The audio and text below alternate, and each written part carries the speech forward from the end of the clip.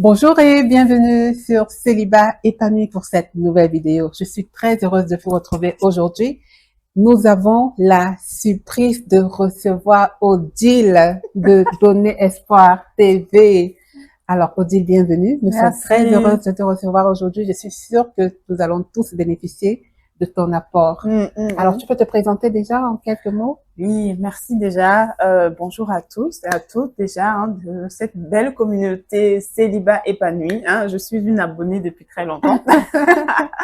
Et oui, je suis honorée vraiment de partager, de venir partager avec vous sur cette chaîne-là. Et Audi tiendra bureau à l'état civil.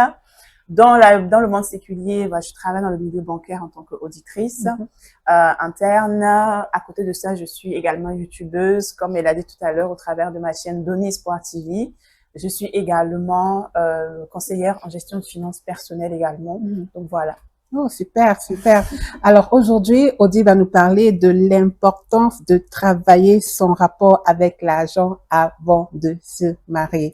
Mais avant cela, je voudrais vous dire que là, au moment où nous tournons cette vidéo, nous sommes en France et Odile et moi, on s'est connus sur les réseaux sociaux. Voilà, on est entré en contact et voilà, on a gardé le contact. Et quand je suis venue en France, vu que je vis aux États-Unis, j'ai pris contact avec elle et puis voilà, on s'est dit pourquoi pas faire une vidéo, voilà, ensemble. Donc, je voulais juste vous expliquer le background de cette vidéo.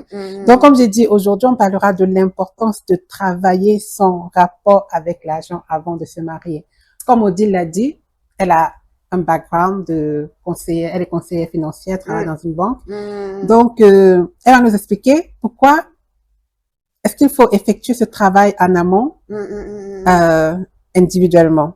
Pourquoi il faut travailler son importance, pourquoi il faut travailler son rapport avec l'argent avant de se marier.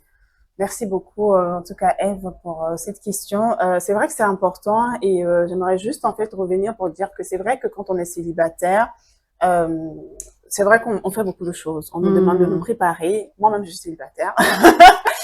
On nous demande on travaille sur beaucoup de choses.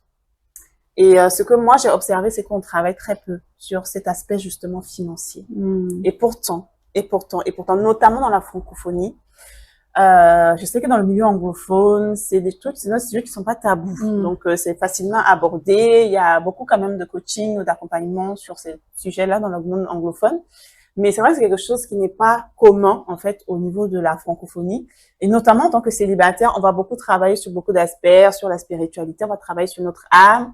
Mais c'est un constat vraiment que j'ai fait et que beaucoup de célibataires, vraiment très peu, en fait, ont des notions, en fait, en matière de finances ou même en matière de gestion de finances personnelles. Et donc, vraiment, le but, en fait, c'est vraiment de partager, en fait, pour dire, en fait, oui, il faut travailler sur tous les autres aspects, mais il faut aussi accorder, en fait, une grande importance à cet aspect parce que, pourquoi il est important? C'est important de travailler parce que, d'abord, c'est pour soi-même d'abord qu'il faut le faire. C'est vraiment d'abord pour soi. Et avant de même rentrer dans le mariage, avant même de rentrer dans cette saison de mariage, il faut soi-même d'abord avoir un bon rapport parce que c'est pour éviter aussi les futurs problèmes dans le foyer. Parce que selon les études aujourd'hui, j'ai fait une petite recherche en fait. Selon les études aujourd'hui, alors pas de source fiable, on va dire officielle, mais la plupart des études qui ont été réalisées en fait vont vous dire en fait que 10% des divorces aujourd'hui sont dus en fait aux problèmes d'argent. Il y en a même qui classent les problèmes d'argent comme la deuxième source de divorce après l'infidélité. Donc, c'est pas dans le foyer, en fait, que les problèmes de finances apparaissent. En fait, c'est bien avant. C'est d'abord parce qu'on dit que le mariage, c'est quoi? C'est deux personnes qui se mettent ensemble. Et ça tombe très bien. Sur cette chaîne, on parle de célibat épanoui. Donc, on nous encourage à être épanoui d'abord en tant que célibataire avant même de rentrer dans la saison de mariage.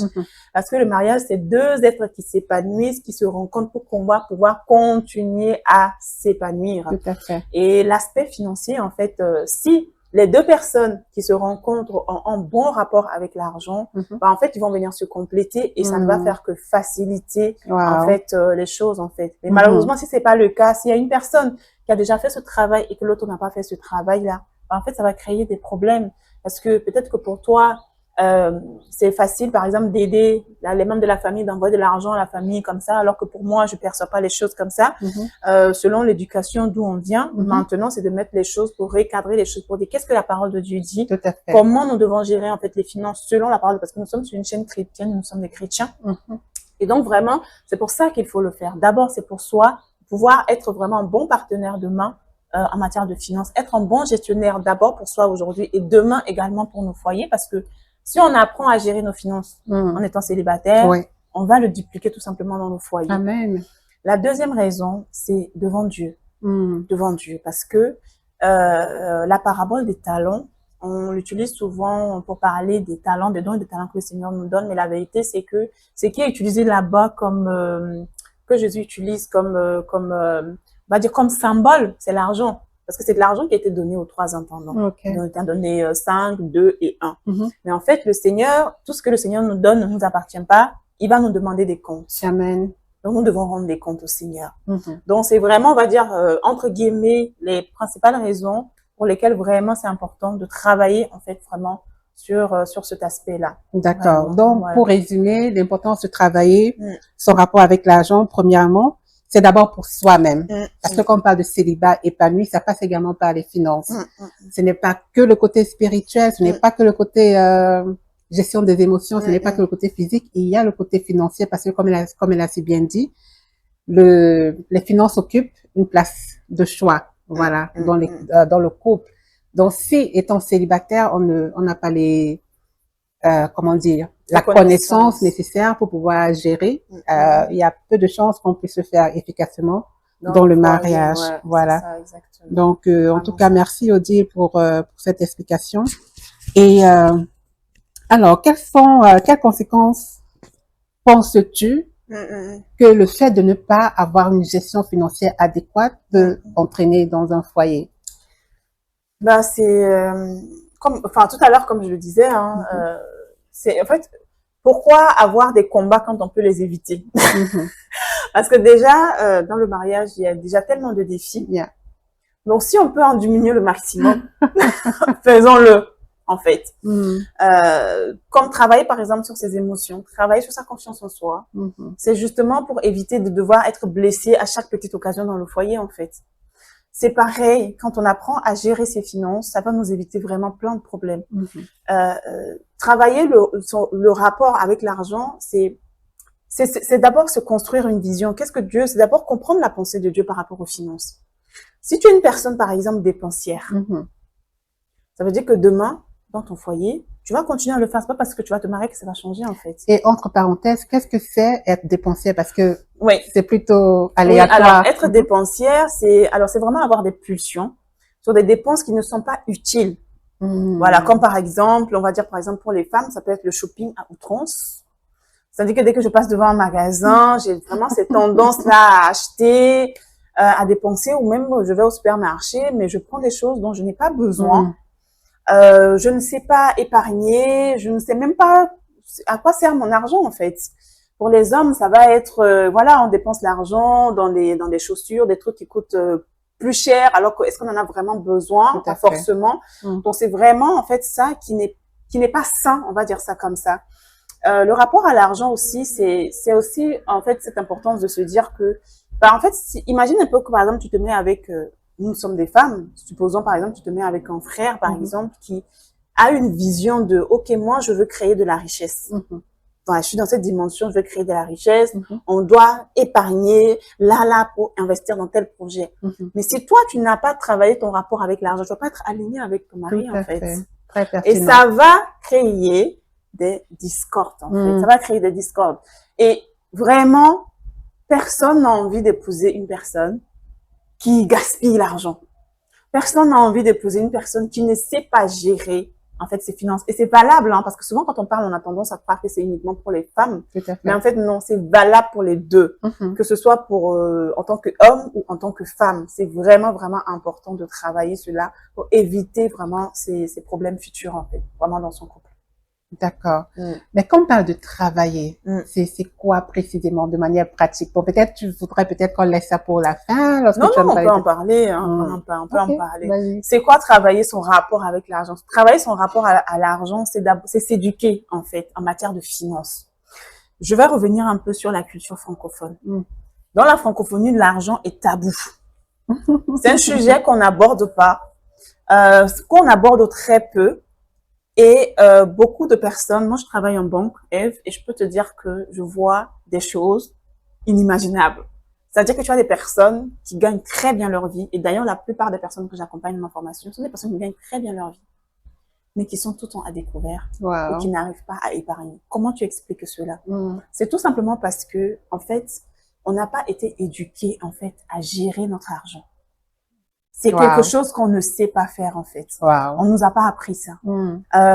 C'est pas quelque chose que nos parents savaient. Hmm. Donc, naturellement, ils n'ont pas transmis. Tout à fait. Voilà. Donc, on ne sait pas faire. Donc, c'est apprendre à gérer. C'est apprendre déjà à savoir, OK, je gagne tant, combien je dépense tant, est-ce que j'arrive à épargner? Et cette épargne-là, est-ce que je suis en train de la multiplier ou bien je laisse mon épargne aussi dormir? Très pertinent. C'est vraiment ça, en fait, travailler son rapport à l'argent. Et travailler son rapport à l'argent, c'est aussi de comprendre la pensée de Dieu par rapport aux finances. Parce que les finances, pour Dieu, a un but. Tout ça, c'est des connaissances qu'il faut savoir. Et quand en tant que chrétien, il y a ce que j'appelle les lois spirituelles et les lois non spirituelles. Les lois spirituelles, ça peut être, par exemple, la loi de la dîme, par exemple, ça peut être la loi de la semence, les dons. Et les lois non spirituelles, ça va être également le fait de la planification, Amen. la gestion, Amen. comment se discipliner dans sa gestion financière, en fait. Mais tout ça, il faut apprendre. Je suis quand même curieuse de savoir comment t'es venue l'idée, comment est-ce que tout ça a commencé? Bonne question. Bonne question parce que j'étais comme vous, hein, au départ. Je n'ai pas eu un parent ou quelqu'un dans mon entourage qui m'a appris, hein, la gestion financière. C'est vrai que je travaille en banque, donc on peut croire que naturellement, mais non, ça n'a rien à voir parce qu'on peut très bien travailler dans le milieu financier. Oui. Et j'en connais pas mal qui travaillent dans le milieu financier, mais qui n'ont pas une bonne gestion financière ni une éducation financière. Wow. Donc c'est tout à fait possible en fait. Mais l'idée m'est vraiment venue en fait parce que moi-même déjà, enfin tout simplement à travers les enseignements. D'abord, ça a commencé par là. Le déclic est pas venu de là. À travers les enseignements où j'ai compris, j'ai eu la révélation déjà que, en fait, au même titre que mon temps ne m'appartient pas. Et que 24 heures que Dieu me donne, je dois les utiliser à bon escient parce que quand on est chrétien, c'est ça en fait. Amen. Tout ce que nous avons, c'est pour lui. On doit rien gaspiller. Et je pensais que c'était que sur le plan spirituel. Jusqu'à ce que je comprenne en fait que non, en fait, ça concerne aussi l'argent, que l'argent que je gagne Tout à fait. ne m'appartient pas et que ça appartient au Seigneur et que le Seigneur va me demander de rendre des comptes. Qu'est-ce que j'ai fait de son argent? Wow. Parce que nous sommes des gestionnaires en fait. C'est exactement ce que nous voyons dans la parabole des talents en fait. Donc, le déclic est venu de là. Donc, moi-même, à partir de là, j'ai commencé à mettre de l'ordre dans ma propre gestion. J'ai commencé à m'éduquer. J'ai commencé à étudier la parole de Dieu pour comprendre. Parce que nous sommes dans un royaume et les finances ne fonctionnent pas de la même manière dans le royaume de Dieu comme dans le monde. Wow. Deux choses différentes. Donc, j'ai vraiment continué dans ça et la formation, elle est venue vraiment après, quand j'ai constaté tout simplement autour de moi, surtout dans le milieu chrétien, que, voilà, beaucoup de mes frères et sœurs, il y a beaucoup de luttes en matière de finances. Et puis, le Seigneur a mis dans mon cœur vraiment pourquoi ce que toi, tu as appris à faire depuis des années, c'est un combat pour d'autres. Déploie-le pour bénir, en fait, d'autres personnes. Donc voilà, c'est un peu ça l'histoire de tout simplement la formation. Un peu. Wow. Ouais. Ça, c'est super intéressant. Est-ce que tu peux nous en dire un peu plus par rapport au contenu et à la durée de la formation? Alors, la formation s'intitule 3 semaines pour prendre le contrôle et bien gérer ses finances. Wow. Donc, déjà par le titre, on passe à l'action. On passe à l'action. C'est une formation 100% digitale, donc qui est dispensée sur Zoom sur 3 semaines. Pourquoi 3 semaines? Parce que le but, c'est de pousser à l'action. Parce que la plupart du temps, c'est pas que les gens n'ont pas souvent la connaissance. Ils ont la connaissance, mais ils ont du mal à mettre en pratique. Mettre en action. Donc, pendant cette formation, tu n'as pas d'autre choix que de mettre en pratique ce qui est dispensé. Wow. Donc, vraiment, c'est une formation à 3 sessions. On prend vraiment le temps, parce que c'est une formation chrétienne sur les finances. On prend vraiment le temps de poser d'abord les fondements. qu'est-ce que Dieu dit par rapport aux finances? Beaucoup de personnes ne savent pas, mais il y a à peu près 2800 versets dans la Bible qui parlent de finances. Wow. Donc, c'est important de s'intéresser au sujet, en fait. C'est vraiment important. Donc, la première session, on va vraiment faire ça. On va vraiment poser les fondements. On va casser les forteresses, les fausses pensées aussi par rapport à l'argent. Hein. C'est que l'argent est ce que l'argent n'est pas. On va faire également un état des lieux, c'est-à-dire ce que j'appelle un bilan financier. C'est pour voir un peu, pour que tu puisses t'évaluer, pour savoir comment, quel type de personnalité tu as, en fait, par rapport à l'argent. Est-ce que tu es un bon gestionnaire? Bien dépensière, ou bien dépensier. Ou pas. Voilà. Est-ce que tu arrives à épargner? Est-ce que tu arrives à investir? Est-ce que tu arrives à multiplier ce que le Seigneur te donne? Ça, c'est important. La deuxième partie de la formation, on va vraiment aller dans le vif du sujet. On va aller activer ce qu'on va appeler la planification. Parce que c'est possible d'éviter le stress financier. Amen. Et il y a une étude, en fait, qui montre que l'argent est la deuxième principale source de stress chez les humains. Après le travail. Wow. Voilà. Parce que quand l'argent ne manque, on dort pas. On a beau dire que nous sommes chrétiens, que nous sommes spirituels. Mais si les factures ne sont pas payées, si le loyer n'est pas payé, ben... Voilà. Et ça va impacter tout. Ça va impacter ton service au Seigneur. Ça va impacter tout. Alors que tu peux et c'est possible d'être dans le repos. Amen. Voilà. Je suis devant vous. C'est pas que je gagne des millions. Je gagne comme la plupart des personnes, la moyenne. Mais je vous dis que je suis dans un repos parce que j'ai appris à tout simplement appliquer. Donc, c'est ce qu'on va faire, en fait, dans la deuxième partie. Amen. On va activer vraiment la planification à travers des outils qui vont vous aider justement à gérer correctement, en fait, à planifier, anticiper vos dépenses, comment arriver à épargner parce qu'il faut pas juste mettre l'argent de côté. Il y a une stratégie pour épargner également. Wow. Donc, et vraiment, dans la dernière session, on va refaire un peu un bilan de tout ça et puis avec quelques conseils, quelques astuces. En fait, c'est une formation vraiment pratique, Eve, parce que, en vérité, c'est ce que moi-même je fais. Amen. Que je partage avec l'expérience de ce que j'ai dans le milieu bancaire et aussi avec ce que la parole de Dieu nous dit. Donc voilà, c'est vraiment en condensé. Wow. Voilà. C'est super. Écoutez, je mettrai tous les détails de sa formation juste à la barre de description. Honnêtement, je pense qu'en question de gestion financière, c'est capital, comme elle a dit, de pouvoir bien gérer ses finances étant seule, d'avoir des connaissances de base pour pouvoir planifier, pour pouvoir être discipliné dans ses dépenses. Et personnellement, je suis totalement convaincue également que F doit faire cette formation absolument. Donc, une fois de plus, comme j'ai dit, je mettrai tous les détails au bas de cette vidéo. Mais avant qu'on se sépare, Odile, sur cette chaîne, on parle généralement de célibat épanoui. Oui. Alors, après avoir échangé un peu avec toi, je me rends compte que tu es épanouie. Est-ce que tu pourrais partager ton secret à d'autres célibataires qui t'écoutent? Oui, bien sûr, avec grand plaisir. C'est vrai que l'épanouissement, il y a beaucoup de personnes qui pensent que c'est pas possible, en fait, d'être célibataire épanoui, mais c'est vraiment, vraiment possible. Vraiment, c'est vraiment possible.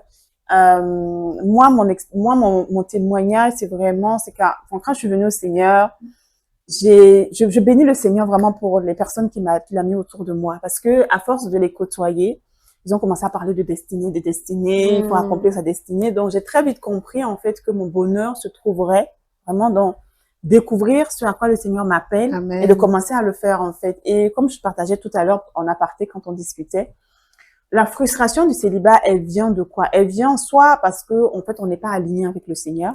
C'est-à-dire, dans l'esprit, on n'est pas aligné. Soit parce qu'on ne prend pas le temps, en fait, de travailler, en fait, le côté émotionnel, c'est-à-dire notre âme. On prend pas soin de nous, on n'a pas confiance en nous-mêmes. Et donc, on pense pas que bon, on peut attirer la bonne personne, etc.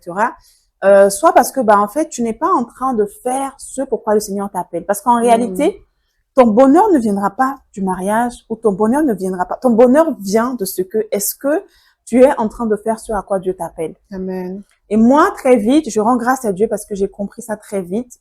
J'ai connu une période de frustration. Elle n'a pas été très longue. Elle a duré un peu moins d'1 an.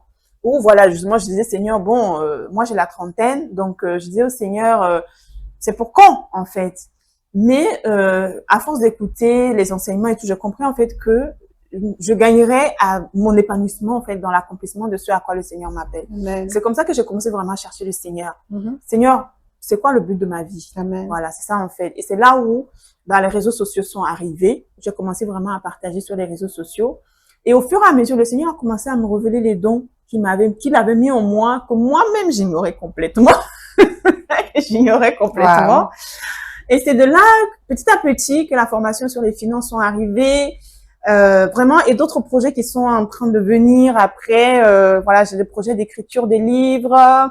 Vraiment, franchement, juste incroyable. Enfin, moi qui pensais pas que quelque chose de bon pouvait sortir de moi, je suis très occupée aujourd'hui à Amen. vraiment courir dans le couloir de ma destinée. Amen. Et vraiment, je m'attends au Seigneur, même si je ne sais pas tout, mais en tout cas, ce que je peux faire en ce moment, je peux le faire. Et du coup, oui, tout ça, ça me permet effectivement le fait de savoir que ta vie bénit, en fait, d'autres personnes, que tu es utile, en fait, pour d'autres personnes, bah, en fait, ça te donne un sentiment d'épanouissement incroyable, en fait. Amen. Et je pense Wow. que c'est vraiment ça le secret. Donc, vraiment, je ne peux que tout simplement vous encourager, nous encourager à vraiment tout ce qu'elle partage, en fait, sur cette chaîne, à vraiment le prendre au sérieux et à profiter, vraiment, à le mettre en pratique, à ne pas hésiter à vous inscrire à sa formation, que moi-même, je vais faire également, à travailler également tout ce que vous devez travailler. Là, tout à l'heure, on a parlé du rapport à l'argent, mais voilà, tous les autres aspects, vraiment, courons vraiment dans l'accomplissement de notre destinée, parce que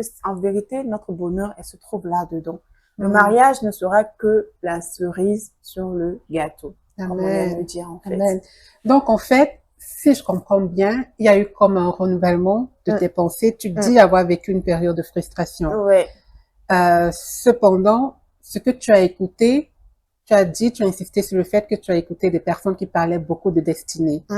Et tu as fait cet effort donc de découvrir c'est quoi, qu'est-ce que, ce à quoi Dieu t'appelait. Voilà. Et une fois que tu as découvert, tu as foncé. Et de là est né encore d'autres activités que tu fais en parallèle, la formation, l'ouverture de ta chaîne Donner Espoir TV. Ouais. Bref, il y a une panoplie de choses que tu fais et qui t'épanouissent parce que tu te rends compte que tu es une bénédiction pour les autres. Tu te rends compte que ta vie est alignée. Il y a une sorte d'alignement entre la volonté de Dieu et ta vie. Amen, Voilà. Donc, en fait, pour résumer, donc, c'est un peu tout ça. Cet alignement avec la volonté de Dieu. Le fait que tu marches vers ta destinée, qui te donne un sentiment d'accomplissement, un sentiment d'épanouissement. Donc, en fait, ce que Odile dit, c'est juste, voilà. Je suis contente de l'entendre de quelqu'un d'autre. Je suis tellement heureuse. Je dis, mais attends, Odile.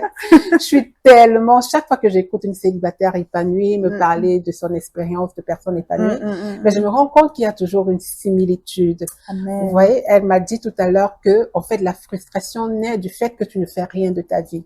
Et tu as tendance à assimiler cette frustration avec, tu as tendance à mettre ça sur le poids du mariage. Exactement. Mais le mariage, c'est pas le problème. Parce qu'une fois que tu sers dans ton couple, une fois que tu fais ce que Dieu attend de toi, lui-même te donne sa joie, en fait. Amen. Voilà, tu reçois sa joie parce que tu as son approbation. Amen. Il te communique cette joie que tu peux communiquer. Donc, en fait, c'est comme un triangle, en fait. Exactement. En tout cas, Odile l'a vraiment très bien expliqué. Donc, c'est vraiment ce que je t'encourage à faire. Une fois de plus, je suis très heureuse d'avoir reçu Odile. Et voilà, je sais pas si tu as un dernier mot de fin. Non, juste vraiment bénir le Seigneur vraiment pour ta vie, pour ce que tu fais, hein, parce que c'est important, parce que je sais que la frustration, elle est là pour beaucoup de célibataires, mais justement, on a besoin de ces témoignages. Et ce que tu fais, je prie simplement que le Seigneur continue de te donner la force, que tout ce qu'il a mis en toi puisse sortir et que tu puisses continuer à bénir vraiment d'autres personnes, que vraiment plusieurs personnes soient délivrées, soient guéries, soient restaurées, et que nous soyons plusieurs vraiment à courir vraiment dans le couloir de nos destinées, en fait. Et je crois que c'est vraiment des témoignages, parce qu'il faut avoir beaucoup de courage, hein, comme ce que tu as eu, venir partager, en fait, tout ce par quoi tu as passé. Et beaucoup de personnes s'identifient, en fait, à toi aujourd'hui. Mais c'est parce que tu as passé aussi par une phase de restauration. Et en fait, on est là tous les deux aujourd'hui, et comme vous pouvez le voir, nous sommes heureuses, épanouies. Ce n'est pas parce que nous sommes mariés.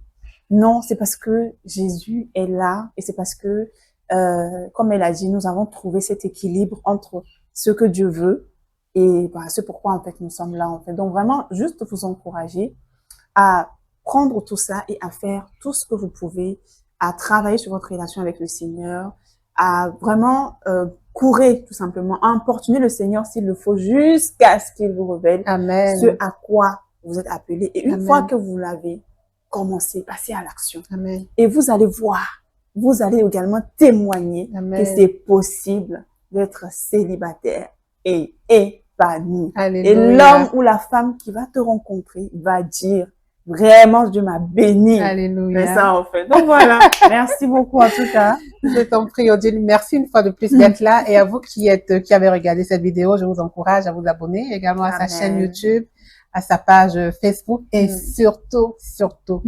inscrivez-vous à la formation. Parce que ça nous fera, moi également, moi y compris, ça nous fera beaucoup de bien. Alors que Dieu vous bénisse et à très bientôt pour une nouvelle vidéo. Soyez Bye. bénis.